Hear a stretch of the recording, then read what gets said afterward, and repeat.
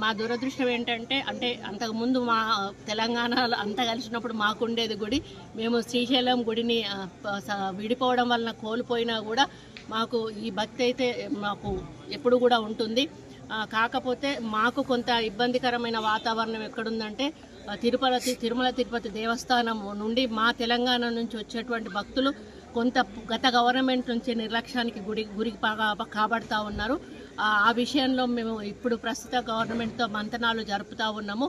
గతంలో తెలుగుదేశం ప్రభుత్వం ఉన్నప్పుడు అధికారంలో ఉన్నప్పుడు ఏ విధంగా అయితే కొన్ని పద్ధతులు నియమాలు పాటించేవాళ్ళు అదే పద్ధతిలో మా ప్రభుత్వానికి కూడా వారు ఇవ్వాలని వారికి మేము రిప్రజెంటేషన్ కూడా ఇవ్వడం జరిగింది. ముఖ్యమంత్రి గారు కూడా ఈ రాష్ట్ర ముఖ్యమంత్రి గారితో కూడా మాట్లాడడం జరిగింది. వారు కూడా ఒక పాజిటివ్ వేలో మేమందరం కూడా చర్చించుకొని మొన్ననే వాళ్ళ కమిటీ కూడా వేయడం జరిగింది. కాబట్టి కమిటీలో నిర్ణయించుకొని మరి తెలంగాణకు నుంచి అధిక భక్తులు వస్తారు, అధిక రాబడి కూడా వస్తుంది. మరి గతంలో మాకు అక్కడి నుంచి కళ్యాణ మండపాలు కానీ గుళ్ళ డెవలప్మెంట్ల కోసం కానీ కాలనీ గుళ్ళ కోసం కానీ మాకు చాలా నిధులు వచ్చేవి. మరి అదేవిధంగా మళ్ళీ అక్కడి నుంచి మాకు నిధులు రావాలని కూడా వారిని కోరుతూ, ఎందుకంటే తెలంగాణలో చాలా గుళ్ళు ఎక్కువగా ఉన్నాయి, మరి ప్రాచీనమైనటువంటి గుళ్ళు కూడా చాలా ఎక్కువగా ఉన్నాయి. కళ్యాణ మండపాలు గ్రామాన కూడా అడుగుతూ ఉన్నారు.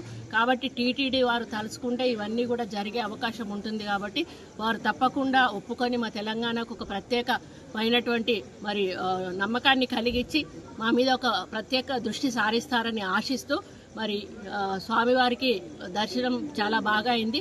మళ్ళీ వారు మమ్మల్ని త్వరలోనే రప్పించుకొచ్చారని ఆశిస్తూ సెలవు తీసుకుంటారు.